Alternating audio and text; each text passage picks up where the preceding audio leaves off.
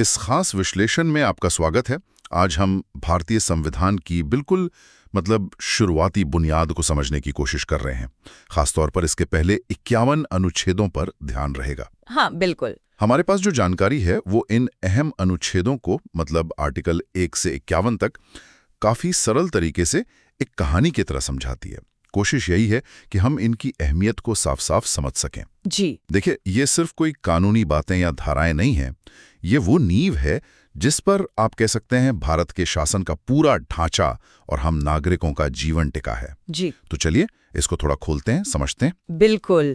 और इन शुरू के पहले 51 आर्टिकल्स को समझना इसलिए भी इतना जरूरी हो जाता है क्योंकि यही वो बेस है, वो आधारशिला जो आगे के संविधान की जो जटिलताएं हैं और भारत का जो नजरिया है उसकी पूरी रूपरेखा यही तय करते हैं। इनके बिना आगे की इमारत को समझना थोड़ा मुश्किल होगा। हाँ, सही कहा। तो फिर शुरुआत करते हैं एकदम पहले हिस्से से। भाग 1, संघ और उसका राज्य क्षेत्र, यानी अनुच्छेद 1 से 4। पहला ही आर्टिकल कहता है इंडिया यानी भारत राज्यों का एक संघ होगा। सुनने में तो बहुत सीधा लगता है ना, जैसे एक बड़े परिवार का नाम रख दिया जहां हर राज्य एक सदस्य है। पर क्या इसमें कुछ और गहरा मतलब भी है? हाँ, देखिए, ये जो शब्द है ना, राज्यों का संघ या यूनियन ऑफ स्टेट्स, ये बहुत सोच समझकर इस्तेमाल हुआ है। संविधान सभा में इस पर काफी बहस भी हुई थी। संघ शब्द जो है वो भारत की एकता और अखंडता पर जोर देता है। अच्छा, ये अमेरिका जैसा नहीं है कि राज्यों के बीच कोई समझौता हुआ हो और राज्य चाहे तो अलग हो जाए। नहीं, यहाँ इसका मतलब है कि भारतीय संघ अटूट है, राज्य इससे अलग नहीं हो सकते। ओह अच्छा, ये तो बहुत अहम बात है। जी, और ये उस समय की जो परिस्थितियां थीं, खासकर विभाजन का जो माहौल था, उसमें एकता बनाए रखने की जो एक तीव्र इच्छा थी, उसको दिखाता है। समझ गया। तो ये सिर्फ नाम नहीं है बल्कि देश की प्रकृति का एक मजबूत बयान है। और फिर आते हैं अनुच्छेद 2, 3 और 4। हाँ, बिल्कुल। ये अनुच्छेद संसद को, मतलब पार्लियामेंट को, गजब की शक्ति देते हैं।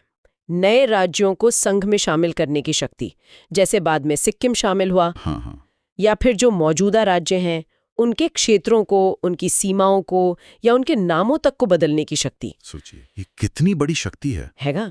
ये दिखाता है कि हमारे संविधान बनाने वालों ने भविष्य की जरूरतों को कितना समझा था। उन्हें पता था कि देश को विकसित होने, बदलने और जो प्रशासनिक जरूरतें हैं उनके हिसाब से ढलने के लिए एक लचीलेपन की जरूरत होगी। सही। तो ये परिवार एकजुट रहते हुए भी कैसे बढ़ सकता है, कैसे खुद को रीऑर्गेनाइज कर सकता है, इसकी व्यवस्था यहीं की गई है। ये लचीलापन तो होता ही बहुत जरूरी है, खासकर भारत जैसे विविधता वाले देश में। तो ठीक है, देश की सीमाएं और संरचना तय हो गई। अब अगला सवाल कि इस देश का नागरिक कौन होगा। जी, यहीं से आता है भाग 2, नागरिकता पर, अनुच्छेद 5 से 11। जी। 1950 में जब संविधान लागू हुआ, ये तो बहुत बड़ा और फौरी सवाल रहा होगा। निश्चित रूप से बहुत बड़ा सवाल था। विभाजन की उथल पुथल अभी ताज़ा थी, लाखों लोग इधर से उधर हुए थे। इसलिए अनुच्छेद 5 से 10 जो है वो मुख्य रूप से इसी पर केंद्रित थे कि संविधान लागू होने के समय, यानी 26 जनवरी 1950 को कौन भारत का नागरिक है। अच्छा। इसमें सामान्य नियम थे, जैसे जिनका जन्म भारत में हुआ हो या जिनके माता पिता भारत में जन्मे हो, या फिर जो संविधान लागू होने से ठीक पहले कम से कम 5 साल से भारत में सामान्य रूप से रह रहे हों। और जैसा आपने कहा विभाजन का असर था, तो पाकिस्तान से आने वाले लोगों के लिए भी कुछ खास नियम थे। स्रोत में इसका जिक्र है? हाँ, बिल्कुल। अनुच्छेद 6 और 7 खास तौर पर उन लोगों के लिए थे जो विभाजन की वजह से पाकिस्तान से भारत आए थे, या कुछ ऐसे भी थे जो भारत से पाकिस्तान चले गए थे पर फिर लौट आए। तो ये उस विशेष ऐतिहासिक पल की जो जटिलताएं थीं उनको संभालने के लिए बनाए गए थे। पर ये सिर्फ शुरुआत थी। संविधान बनाने वाले ये भी समझते थे कि नागरिकता का मुद्दा भविष्य में भी उठेगा। अच्छा, तो भविष्य के लिए क्या व्यवस्था की? यहीं पर अनुच्छेद 11 की भूमिका आती है। ये आर्टिकल संसद को पूरी शक्ति देता है। किस चीज की? कि भविष्य में नागरिकता कैसे मिलेगी, अधिग्रहण और कैसे खत्म होगी, समाप्ति, और इससे जुड़े जितने भी मामले हैं उन सब पर कानून बनाने की पूरी शक्ति संसद के पास होगी। अच्छा। और इसी शक्ति का इस्तेमाल करके संसद ने 1955 में वो विस्तृत नागरिकता अधिनियम, सिटीजनशिप एक्ट बनाया। हाँ, 1955 वाला। जी, वही कानून बताता है कि जन्म से, वंश से, रजिस्ट्रेशन से या देशीयकरण से नागरिकता कैसे मिलेगी और कब खत्म हो सकती है। और इसमें समय समय पर बदलाव भी हुए हैं। हाँ, संशोधन तो होते रहे हैं। बिल्कुल, ये दिखाता है कि नागरिकता कोई पत्थर की लकीर नहीं, बल्कि एक बदलती हुई एक डायनामिक अवधारणा है। सही बात है। तो संविधान ने शुरुआती आधार दिया और भविष्य के लिए रास्ता संसद पर छोड़ दिया। ठीक है, नागरिकता तय हो गई। अब शायद सबसे जरूरी सवाल आता है, इन नागरिकों के अधिकार क्या होंगे? यहीं से संविधान का वो हिस्सा शुरू होता है जिसे अक्सर इसकी आत्मा कहते हैं। भाग 3, मौलिक अधिकार, अनुच्छेद 12 से 35। जी हाँ, बिल्कुल। हमारे स्रोत इन्हें हर भारतीय नागरिक के लिए एक सुरक्षा कवच जैसा बताते हैं। सही शब्द है, सुरक्षा कवच। और ये कवच तो काफी मजबूत लगता है। 6 मुख्य अधिकारों का जिक्र है। पहला, समानता का अधिकार, मतलब कानून के सामने सब बराबर, कोई भेदभाव नहीं। हाँ, अनुच्छेद 14 से 18। फिर स्वतंत्रता का अधिकार, बोलने की आजादी, घूमने फिरने की, कोई भी पेशा अपनाने की। अनुच्छेद 19 से 22। ये तो किसी भी लोकतंत्र की बुनियाद है। बिल्कुल बिल्कुल। फिर आता है शोषण के विरुद्ध अधिकार। ये बहुत महत्वपूर्ण है ना? हाँ, बहुत ज्यादा। अनुच्छेद 23 और 24। इसमें बेगार मतलब जबरन काम करवाना और बाल श्रम, बच्चों से काम करवाना, इन सब का निषेध है। चौथा है धर्म की स्वतंत्रता का अधिकार। जी, अनुच्छेद 25 से 28। ये सभी को अपने विश्वास के अनुसार किसी भी धर्म को मानने, उस पर चलने और उसका प्रचार करने की स्वतंत्रता देता है। हाँ, लेकिन इसमें कुछ सीमाएं भी हैं, सार्वजनिक व्यवस्था, नैतिकता और स्वास्थ्य के दायरे में। ठीक है। पांचवा है सांस्कृतिक और शैक्षिक अधिकार। अनुच्छेद 29 और 30। ये अल्पसंख्यकों को मतलब माइनॉरिटीज को अपनी भाषा, अपनी लिपि, अपनी संस्कृति बनाए रखने और अपनी पसंद के एजुकेशनल इंस्टीट्यूट स्थापित करने और चलाने का अधिकार देता है। हाँ, ये भारत की विविधता, डाइवर्सिटी को बनाए रखने के लिए बहुत जरूरी है। बिल्कुल। और फिर छठा, जिसके बारे में स्रोत कहते हैं कि यहां बात सचमुच दिलचस्प हो जाती है, संवैधानिक उपचारों का अधिकार। हाँ, राइट टू कॉन्स्टिट्यूशनल रेमेडीज, अनुच्छेद 32। जी, और स्रोत इस पर खास जोर देते हैं कि डॉक्टर B.R. अम्बेडकर ने इसे संविधान का हृदय और आत्मा कहा था। ये इतनी बड़ी बात क्यों? मतलब बाकी अधिकार भी तो बहुत जरूरी हैं। देखिए, इसकी वजह बहुत गहरी है। सोचिए, अगर आपको अधिकार तो दे दिए जाएं, पर अगर उन अधिकारों का उल्लंघन हो, उन्हें कोई छीने और आप कुछ कर ही ना सकें। हाँ, तो फिर उन अधिकारों का क्या मतलब? बिल्कुल। तो अनुच्छेद 32 यही पक्का करता है। ये हर नागरिक को अधिकार देता है कि अगर उसके मौलिक अधिकारों का हनन हो तो वो सीधे सुप्रीम कोर्ट जा सकता है। सीधे सुप्रीम कोर्ट? जी हाँ, और हाई कोर्ट्स को भी अनुच्छेद 226 के तहत ऐसी ही शक्ति मिली हुई है। अच्छा, यानी ये अधिकारों को सिर्फ कागज पर नहीं बल्कि असलियत में लागू करवाने का तरीका है। एकदम सही। अदालतें इन अधिकारों की रक्षा के लिए खास ऑर्डर्स जारी कर सकती हैं, जिन्हें रिट कहते हैं। हाँ, रिट्स सुना है।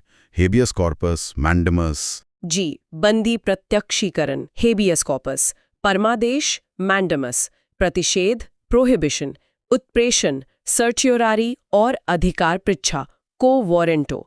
इन्हीं रिट्स के जरिए अदालतें सरकार को या किसी और अथॉरिटी को गलत काम करने से रोक सकती हैं या नागरिकों के अधिकार वापस दिला सकती हैं।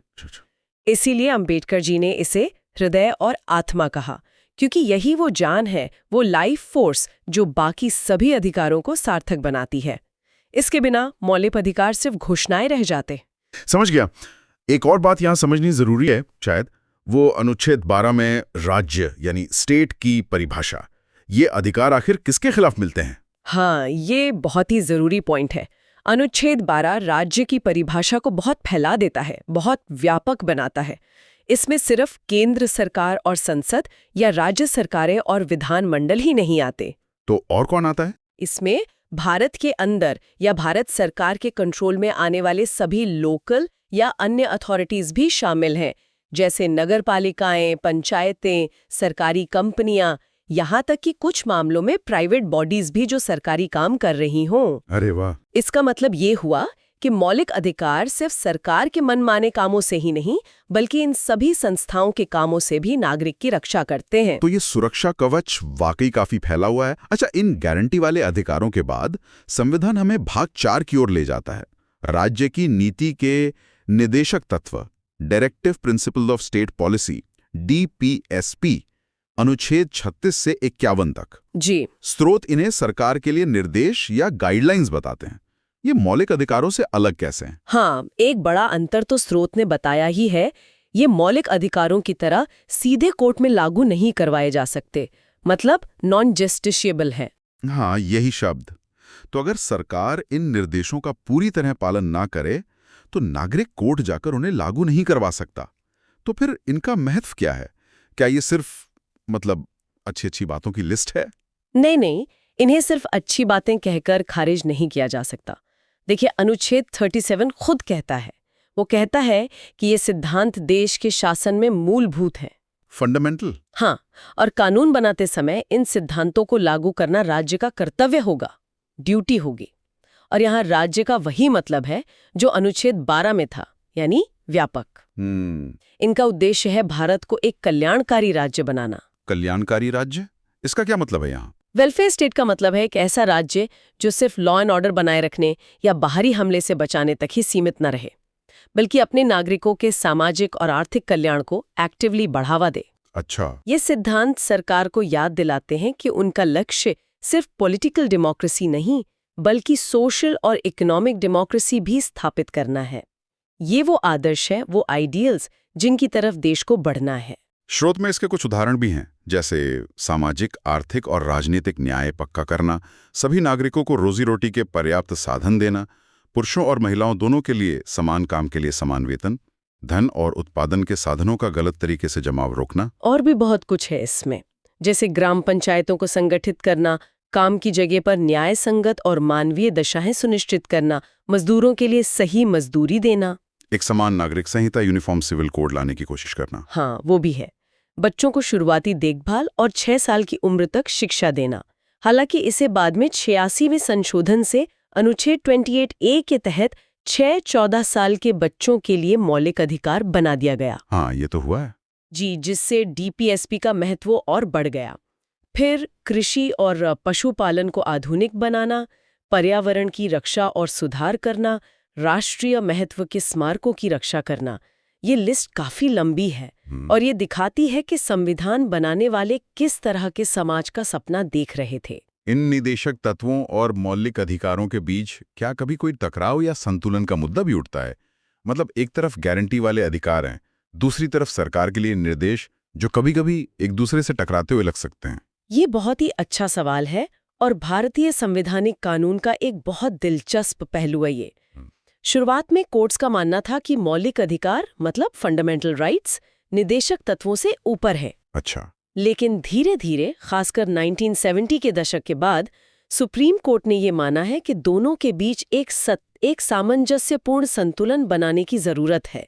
मौलिक अधिकार और निदेशक तत्व एक दूसरे के पूरक हैं, कॉम्प्लीमेंट्री हैं, विरोधी नहीं।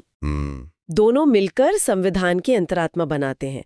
कोर्ट ने कई मामलों में निदेशक तत्वों का इस्तेमाल मौलिक अधिकारों की व्याख्या करने के लिए किया है, खासकर अनुच्छेद 14 समानता और अनुच्छेद 21 जीवन और व्यक्तिगत स्वतंत्रता का दायरा बढ़ाने में। और वो संविधान के मूल ढांचे वाली बात भी शायद इसी संतुलन से जुड़ी है। हाँ, बिल्कुल।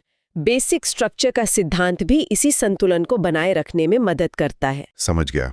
और इस भाग 4 का अंत होता है अनुच्छेद 51 से, जो अंतर्राष्ट्रीय शांति और सुरक्षा के बारे में है। इसका क्या महत्व है? अनुच्छेद 51 भारत की विदेश नीति के आदर्शों को दिखाता है। ये कहता है कि राज्य यानी भारत अंतर्राष्ट्रीय शांति और सुरक्षा को बढ़ावा देने की कोशिश करेगा, देशों के बीच न्याय संगत और सम्मानजनक संबंध बनाए रखेगा। अच्छा। अंतर्राष्ट्रीय कानूनों और संधियों का सम्मान करेगा और अंतर्राष्ट्रीय झगड़ों को मध्यस्थता मतलब आर्बिट्रेशन से निपटाने को बढ़ावा देगा। ये दिखाता है कि संविधान बनाने वाले सिर्फ देश के अंदर के शासन तक ही सीमित नहीं सोच रहे थे, बल्कि दुनिया में भारत की क्या भूमिका हो उसको लेकर भी उनका एक साफ नजरिया था, एक शांतिप्रिय और जिम्मेदार देश की भूमिका। तो अगर हम इन पहले 51 अनुच्छेदों की इस पूरी यात्रा को संक्षेप में देखें तो हमने क्या पाया? हाँ, एक क्विक रिकैप करते हैं। अनुच्छेद 1.4 भारत क्या है? राज्यों का एक अटूट संघ जिसकी सीमाएं और राज्य संसद बदल सकती है। जी। अनुच्छेद 5.11 भारत का नागरिक कौन है? शुरुआत में परिभाषा और भविष्य के लिए कानून बनाने की संसद की शक्ति। बिल्कुल। अनुच्छेद 1235 नागरिकों को क्या गारंटी है? मौलिक अधिकार, वो सुरक्षा कवच जिसे अदालतों के जरिए लागू करा सकते हैं और जो राज्य की व्यापक परिभाषा के तहत मिलते हैं। सही। और अनुच्छेद 3651 सरकार को क्या करना चाहिए? राज्य की नीति के निर्देशक तत्व, एक कल्याणकारी राज्य की ओर मार्गदर्शन जो शासन में मूलभूत हैं, और अंतर्राष्ट्रीय शांति के प्रति वचनबद्धता। एकदम सही। ये वाकई हमारे संविधान की एक बहुत ठोस बुनियाद है जो देश की पहचान, नागरिकों के अधिकार और सरकार के आदर्शों और कर्तव्यों को साफ तौर पर रखती है। बिल्कुल। तो इस सब का निचोड़ क्या है? हमने अभी भारतीय संविधान के अनुच्छेद 1 से 51 को समझने की कोशिश की, जैसा हमारी स्रोत सामग्री ने हमें बताया। पर जैसा स्रोत भी कहता है, ये याद रखना जरूरी है कि संविधान सिर्फ एक कानूनी किताब नहीं है। नहीं, बिल्कुल नहीं। ये भारत के लोकतंत्र, समानता, न्याय और एक बेहतर भविष्य की जो हमारी सामूहिक इच्छाएं हैं, उनकी कहानी है। ये उन बुनियादी खंभों की पड़ताल थी जिन पर हमारा पूरा गणतंत्र खड़ा है, हमारी राष्ट्रीय पहचान, हमारे नागरिकों के अधिकार और हमारे शासन के आदर्श। और यहाँ सोचने के लिए एक आखिरी बात छोड़ी जा सकती है। इन मूलभूत सिद्धांतों और आकांक्षाओं को जानने के बाद ये विचार करने कितना महत्वपूर्ण हो जाता है कि आज के भारत में 70 साल से ज्यादा समय बीतने के बाद ये सिद्धांत जमीनी हकीकत में कितने उतरे हैं। ये तो सोचने वाली बात है। समय के साथ मौलिक अधिकारों और निर्देशक तत्वों की व्याख्या कैसे बदली है, कैसे विकसित हुई है, इनके बीच का संतुलन कैसे बदला है और भविष्य में आने वाले समय में हमारे समाज और शासन के लिए इनका क्या महत्व बना रहेगा, खासकर जब नई सामाजिक, आर्थिक और तकनीकी चुनौतियां हमारे सामने आ रही हैं। सही कहा। ये सवाल दिखाते हैं कि संविधान कोई म्यूजियम में रखी चीज नहीं, बल्कि एक जीता जागता संवाद है जो लगातार चलता रहता है।